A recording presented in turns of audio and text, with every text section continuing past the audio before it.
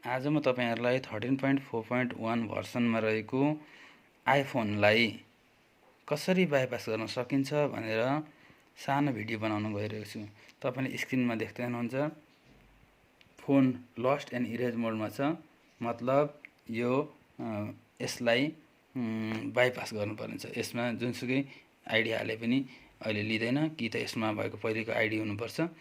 यो फोनको आइडी थाहा नभएको कारणले यो लस्ट मोडमा गएको छ। यो सायद अनलक नगरेर लस्ट मोडमा हालेको हुनुपर्छ। अब यसलाई हामीले कसरी चाहिँ अनलक गर्न सकिन्छ भन्ने तपाईलाई म देखाउन गइरहेको छु। सर्वप्रथम त एउटा ब्लेन्चर भन्ने एप्लिकेसन हुन्छ जसले बुटेबल पेन ड्राइभ बनाउन सहयोग गर्छ। तपाईले यसलाई डाउनलोड गर्नुहोस्। त्यसपछि अब तपाईलाई सिधै तपाईको विन्डोजमा बाइपास गर्न अप्ठ्यारो हुन्छ। त्यसरी लिनक्स बनाउनको लागि तपाईले उबुन्टु अर्थात त्यस्तै अन्य हुन्छ तर तपाईले एउटा उबुन्टु डाउनलोड गर्नुभयो हुन्छ। उबुन्टुको जुनसुकै फाइल तपाईले डाउनलोड गरेर यसरी मैले जसरी डाउनलोड गरेर तपाईले त्यसलाई यसको सहायताले बुटेबल पेन ड्राइभ बनाउनुहोस्। यो एप्लिकेसन ब्लेन्चरको सहायताले बुटेबल पेन ड्राइभ बनाउनुहोस्। तपाईले बुटेबल पेन ड्राइभ बनाउनको लागि यहाँ गएर सिलेक्ट इमेज, यसमा तपाईले अहिले डाउनलोड गर्नुभएको फाइललाई राख्नुहोस् अनि सिलेक्ट पेन ड्राइभ। तपाईले बनाउन बुटेबल पेन ड्राइभ बनाउन खोजेको पेन ड्राइभलाई सिलेक्ट गर्नुहोस्, फ्ल्यास गर्नुहोस्। तपाईको पेन ड्राइभ र कम्प्युटर अनुसार कतिको स्पिडमा छ सोही अनुसार यो बुटेबल पेन ड्राइभ बनिन्छ। अब बुटेबल पेन ड्राइभ बनेपछि हामीले के गर्ने त? हामीलाई के चाहिन्छ भनेर तपाईलाई फेरि म देखाउन गइरहेको छु।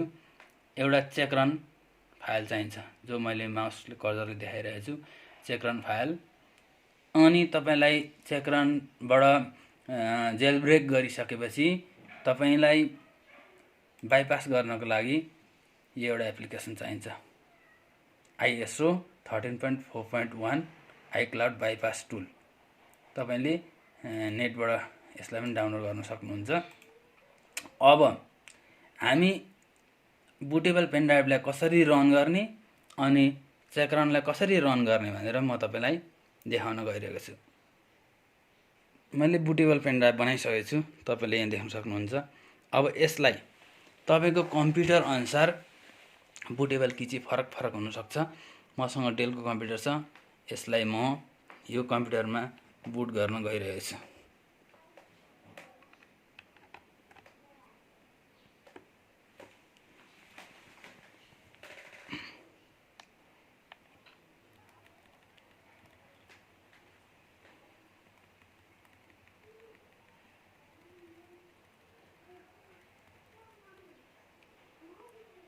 बुटेबल पेन ड्राइभ हाम्रो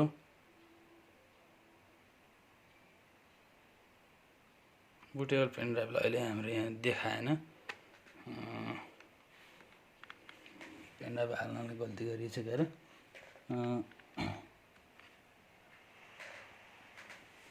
फेरि अफ गरेर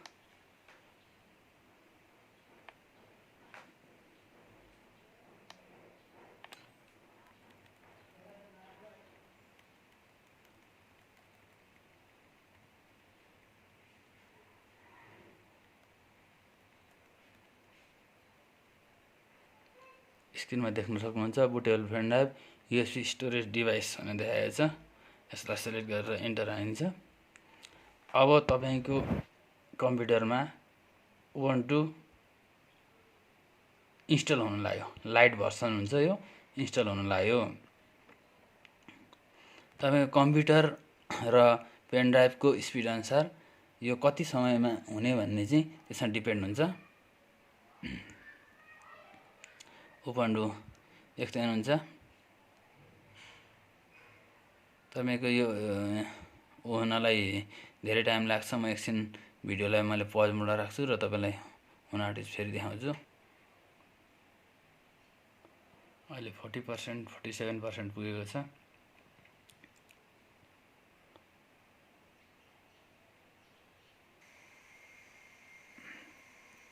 । 89% 90%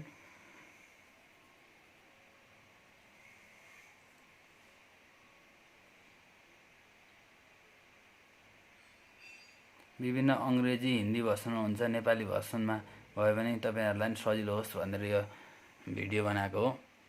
मैले धेरै प्रयास गरेँ, धेरै भिडियोहरू हेरेँ, अति नै गाह्रो हुँदो रहेछ, भाषा बुझ्न गाह्रो, अनि तपाईँले फेरि प्रोसेस बुझ्न गाह्रो।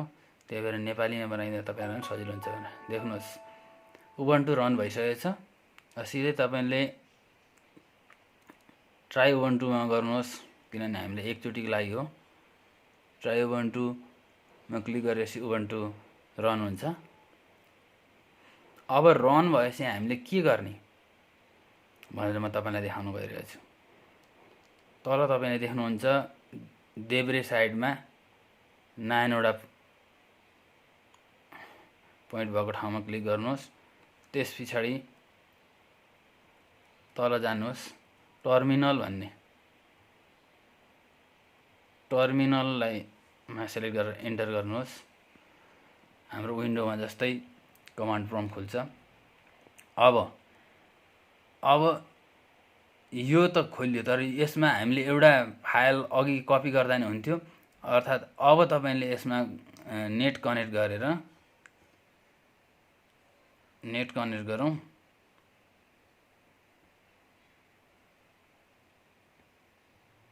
नेट कनेक्ट गरेर तपाईँले चेकरन फाइल डाउनलोड गर्नुपर्ने हुन्छ। चेकरन फाइल जब डाउनलोड गर्नुहुन्छ अनि यसमा सजिलो हुन्छ। तपाईँले उताबाट ल्याउँदा नि हुन्थ्यो, तर त्यसरी ल्याउँदा भन्दा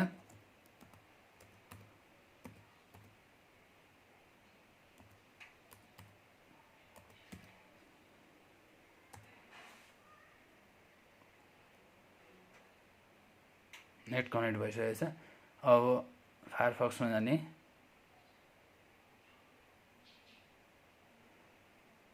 तपाईँले यहाँनिर CHECKRA1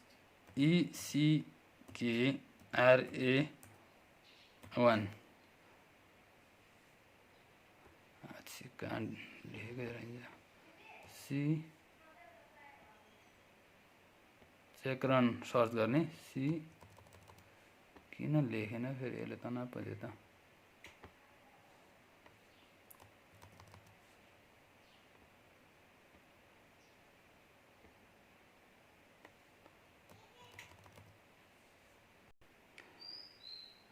फायरफक्समा गएर डाउनलोड गर्दा नि हुन्छ, नत्र मैले यहाँ कपी गरेर चाहिँ हेरौँ, कपी गर्दा पनि चल्छ चल्दैन। कपीबाट पनि चल्छ होला जस्तो लागेको छ, हेरौँ है। डाउनलोड गरेर गरेको थियो है चाहिँ फायरफक्समा, अहिले यहाँ टाइप नै भएन। यो चाहिँ तपाईँको इन्स्टल गर्दाखेरि केही खराबी आयो भने यस्तो हुन्छ। अब टर्मिनललाई ओपन गर्ने।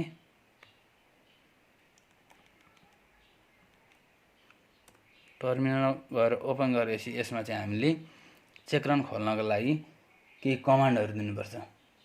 चेकरन चाहिँ तपाईँले यहाँनिर रन हुनुपर्छ। चेकरन खोल्नको लागि कमान्ड दिँदाखेरि CD space capital D ESKTOP desktop.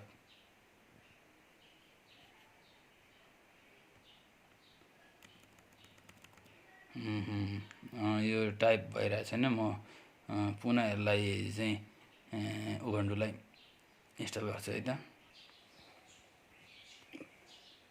तपाईँले डिस्प्ले देख्न सक्नुहुन्छ। चेकरनलाई सर्च गर्नुहोस्।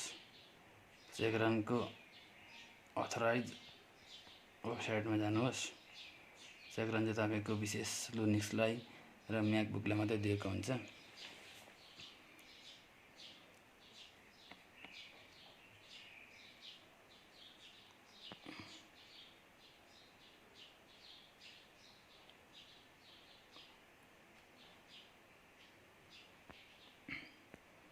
अल डाउनलोड्समा जानुहोस् र यी मध्ये जुनसुकै डाउनलोड गर्दा नि हुन्छ।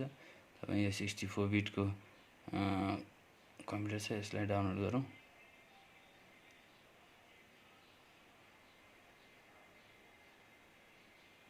डाउनलोड भइरहेछ।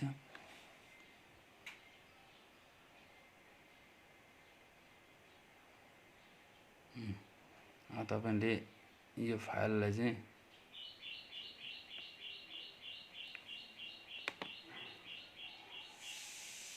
मुभ टु डेस्कटप गर्नुहोस्।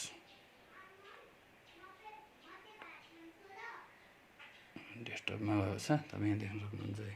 डेस्कटपमा आइसक्यो। यसलाई तपाईँले क्लोज गरिदिनुहोस्। यसलाई भरे धेरै नाम हालिराख्न अप्ठ्यारो हुन्छ, त्यसैले तपाईँले रिनेम गरेर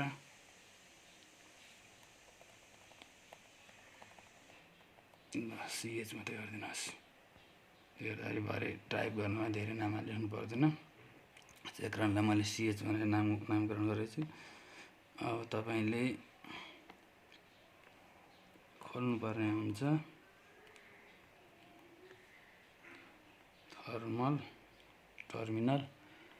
टर्मिनलमा गएपछि चाहिँ हामीले अलिकति जान्नुपर्ने कुरा तपाईँले मजाले बुझ्नु होला। कमान्ड दिनुपर्ने हुन्छ। कमान्डमा पहिलो command CD space capital DESKTOP desktop, CD space desktop, enter.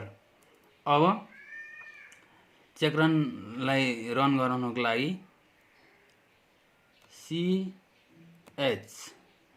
CHMOD space plus X space CH, चेकरनको हामीले CH मात्रै गरेका छौँ।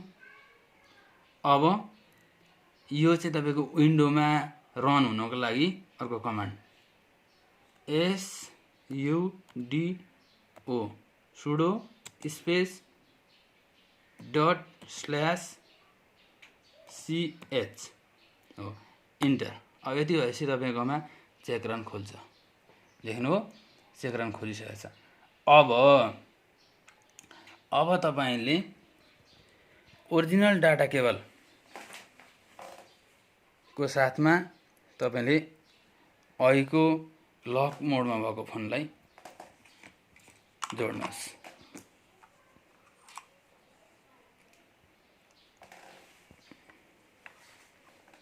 मैले एउटा हातले मोबाइल अर्को हातले गरेकोले अलिक अप्ठ्यारो भइरहेको छ। तपाईँहरूलाई यो एकदम जानकारीमूलक हुन्छ भनेर बनाइरहेको छु मैले भिडियो। अब तपाईँले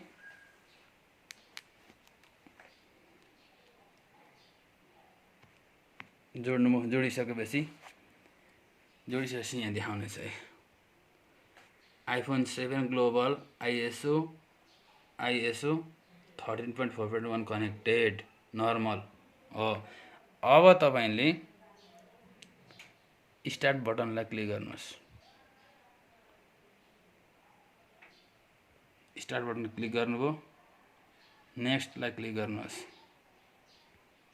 अब रिकभरी मोडमा DFU मोडमा फोन जाँदैछ। DFU मोडमा देख्नुहुन्छ है, DFU मोडमा गइसकेको छ। अब तपाईँले स्टार्ट बटनलाई क्लिक गरेपछि तपाईँले पावर बटन र भोल्युम माइनस बटन यहाँ पनि देखाइदिएछ।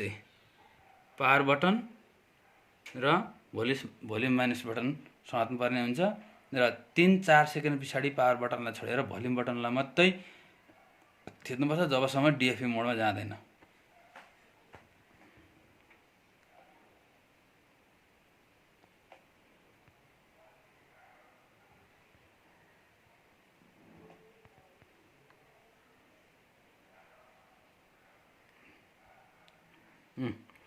DFU मोडमा गइसकेको छ, बुटिङ भइरहेछ। यता देख्न सक्नुहुन्छ बुटिङ भइरहेको।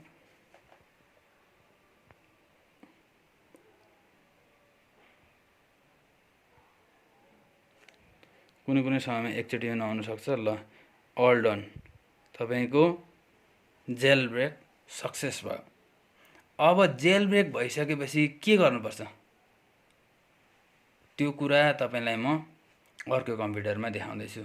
अल डन, यो कम्प्युटरमा देखाउँदैन हुन्छ, तर मैले अर्को कम्प्युटरमा सजिलोको लागि बनाएको छु। वेट। अब जेल ब्रेक हाम्रो मोबाइलमा भइसक्यो। जेल ब्रेकको मतलब तपाईको बाइपास हैन, हामीलाई जेल ब्रेक चाहिँ भयो, बाइपास गर्नको लागि अलाउड भयो। अब जेल ब्रेक भइसकेपछि हामीसँग अर्को एउटा एप्लिकेसन हुन्छ आइएसओ बाइपास गर्ने एप्लिकेसन, जसलाई हामी यहाँ रन गरौँ। 64 बिट र 34 बिट दुइटैमा डाउनलोड गर्न सकिन्छ। 64 बिटलाई हामी रन गरौँ। यसलाई रन गर्दाखेरि तपाईँले रन एज एडमिनिस्ट्रेटर गर्नु होला, जबकि यसले प्रोपरली काम गरोस्। स्क्रिनमा देख्न सक्नुहुन्छ bypass 12.3 to 12.2.3 bypass iCloud OS 13.3 to 13.4। 13.4 को जुनसुकै 13.5 नहुन्जेलसम्म जुनसुकै भर्सनलाई पनि यसले सपोर्ट गर्छ। अब तपाईँले तपाईँको फोन ओरिजिनल डाटा केबल होस्, डाटा चाहिँ ट्रान्सफर गर्दाखेरि तपाईँलाई इरर नहोस्, तपाईँले यो फोन ल्यापटपमा कनेक्ट गर्नुहोस्। कनेक्ट भएपछि तपाईँ देख्न सक्नुहुन्छ अहिले पनि यो बाइपास भएको छैन। तपाईँले अब यसमा क्लिक गर्नुहोस्। यसले केही समयमा तपाईँलाई जानकारी दिनेछ तपाईँको फोन बाइपास भयो भनेर।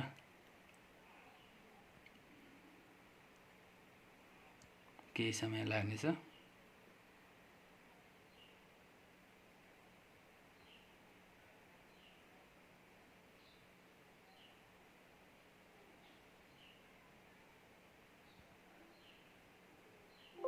यस, बाइपास डन। अब तपाईँ हेर्नुहोस् है, अघिको उमा भएको फोनलाई अब यो साँच्चीकै बाइपास भयो भएन भनेर हेर्नुहोस्। युएसए नै होस्, मेनुअल्ली कन्टिन्यू। तपाईँको अहिले कुनै आइडी नहालौँ, डोन्ट युज आइडी। पासकोड 293700 राखौँ, 93700।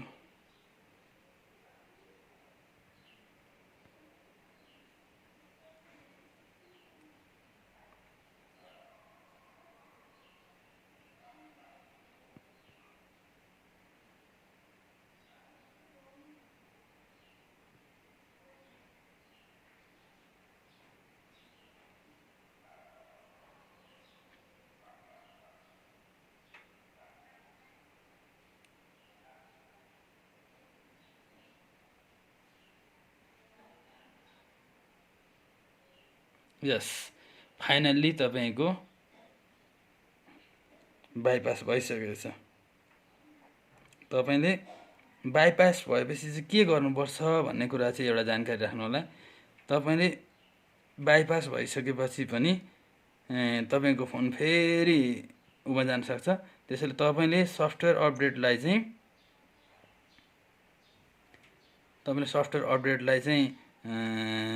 अटो अन नगर्नु होला है। अटो अन राख्नु भने जुनसुकै बेला अपडेट हुनसक्छ। अपडेट अटो नराख्नु होला।